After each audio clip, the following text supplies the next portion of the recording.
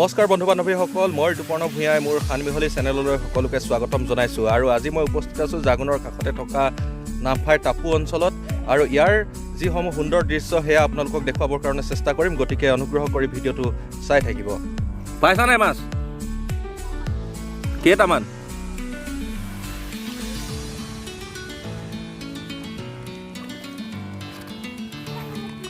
সৰু সৰু মাছ।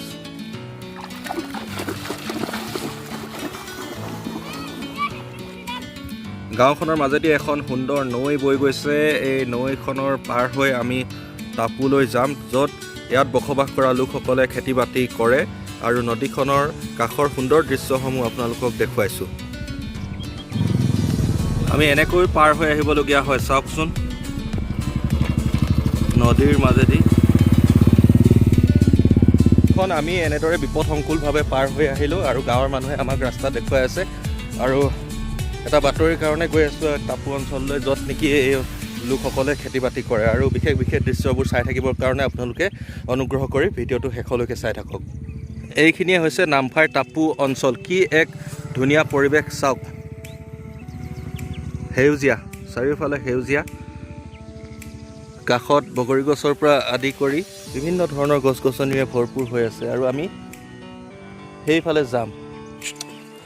এয়া বন্ধু বান্ধৱীসকল, আহি টাপুত উপস্থিত হৈছোঁ। আৰু যিহেতু আপোনালোকে দেখিছিলে বগৰী গছ বহুত আছে, আৰু ইয়াত লোকসকলে, ইয়াৰ বসবাস কৰা লোকসকলে আচলতে এই অঞ্চলত খেতি বাতি কৰে। আৰু খেতি বাতি কৰাৰ সমান্তৰালভাৱে ওচৰতে যিহেতু বগৰী গছ আছে, আৰু আমি সতীৰ্থসকল আহি এতিয়া বগৰী কাটি ইয়াত বগৰী খোৱাত ব্যস্ত হৈ আছোঁ। আৰু আপোনালোকক কিছু লোক লগাইছোঁ আৰু বনাইছোঁ।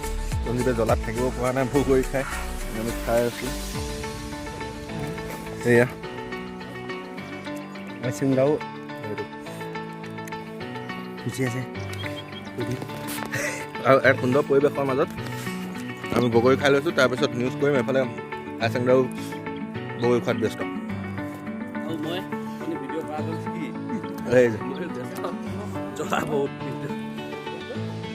কম জ্বলা খায়, বয়স কম, 42 মাত্ৰ।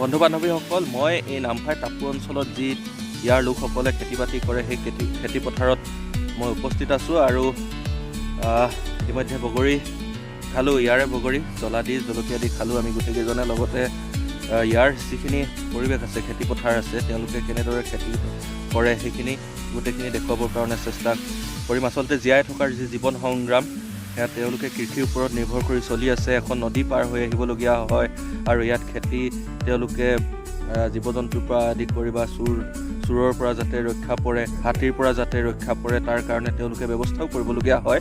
সেই গোটেই দৃশ্যখিনি আপোনালোকক দেখুৱাম। আৰু যদিহে ভিডিঅ'টো ভাল লাগে তেন্তে নিশ্চয়কৈ লাইক কমেণ্ট কৰিব, আৰু অনুগ্ৰহ কৰি ভিডিঅ'টো শেষলৈকে এতিয়া চাই থাকক।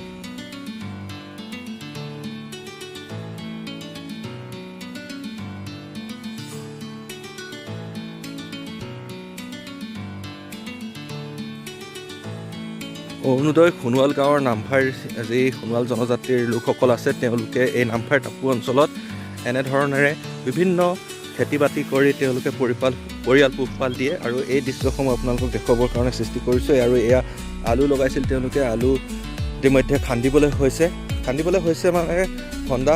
এইখিনি হয়তো দেৰিকৈ লগোৱা, কিন্তু বজাৰত আপোনালোকে নতুন আলু উপলব্ধ হৈছে, দেখিছে তেওঁলোকে অন্য ঠাইৰ লগোৱা আলু ইতিমধ্যে বিক্ৰী কৰিছে বুলি আমাক জনাইছে। আৰু এখন খেতিৰ কাৰণে কিমান উপযোগী মাটি আপোনালোকে চাওক।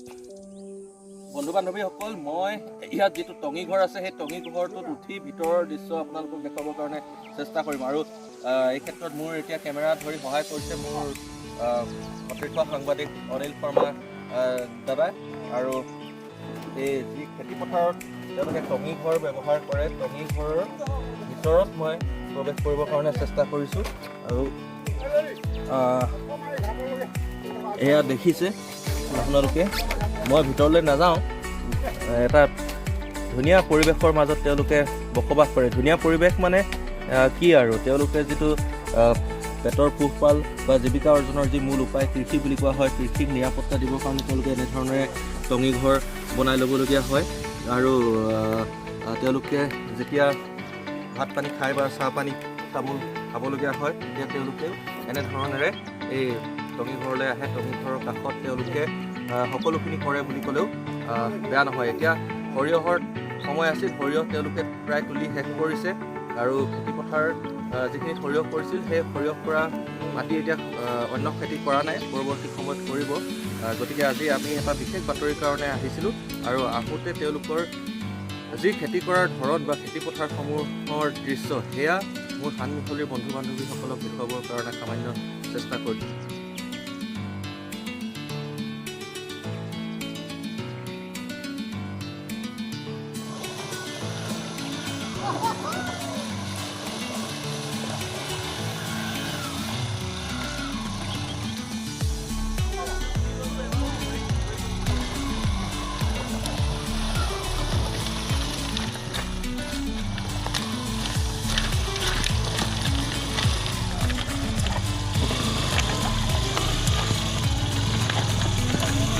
দেখিলে বন্ধু বান্ধৱীসকল কি ধৰণৰ এটা আমি বিপদসংকুল যাত্ৰা লৈ বা বিপদসংকুলভাৱে আমি সাংবাদিকতা কৰিবলগীয়া হয় আৰু আজি এটা বিশেষ বাতৰি কৰি আহিলোঁ নামফাৰ টাপু অঞ্চলত আৰু এনেধৰণেৰে এতিয়া নামচিক নদী পাৰ হৈ আহিবলগীয়া হৈছে বাইকেৰে আপোনালোকে দৃশ্য দেখা পালে আৰু এই ক্ষেত্ৰত ভিডিঅ'টো কৰোঁতে মোৰ ভাইটি চেণ্টিনেলৰ তেওঁ সঞ্জীৱ চেত্ৰীয়ে সহায় কৰিছে আৰু ক'ব লাগিব যে বাতৰিৰ সমানে সমানে ব্লগসমূহো প্ৰস্তুত কৰি আপোনালোকৰ কাৰণে দি থাকোঁ আৰু বিভিন্ন সময়ত এনেধৰণে বহু ধুনীয়া ধুনীয়া দৃশ্য দেখুৱাবৰ কাৰণে চেষ্টা কৰি থাকোঁ গতিকে যিসকল নতুন দৰ্শক অনুগ্ৰহ কৰি প্ৰেৰণা দিবৰ কাৰণে চেনেলটো ছাবস্ক্ৰাইব কৰি দিব হানমিহলি আৰু কাষতে থকা যিটো নটিফিকেশ্যন বেল আছে সেইটো প্ৰেছ কৰি অল কৰি দিব যাতে মই ভিডিঅ' দিয়াৰ লগে লগে আপোনালোকে চাব পাৰে আৰু যিসকল পুৰণা দৰ্শক আছে পুৰণা দৰ্শকসকলে অনুগ্ৰহ কৰি লাইক কমেণ্ট কৰিব আৰু ভিডিঅ'টো শ্বেয়াৰ কৰি দিব যাতে আন 10জনে এই ভিডিঅ'টো চাব পাৰে আৰু এতিয়া আমাৰ উভতনি যাত্ৰা গতিকে সকলোলৈ ধন্যবাদ জ্ঞাপন কৰিছোঁ আৰু পুনৰবাৰ কৈছোঁ যে অনুগ্ৰহ কৰি নতুনসকলে চেনেলটো ছাবস্ক্ৰাইব কৰি দিব আজি ইয়াতে সামৰণি মাৰিছোঁ ধন্যবাদ জয় আই অসম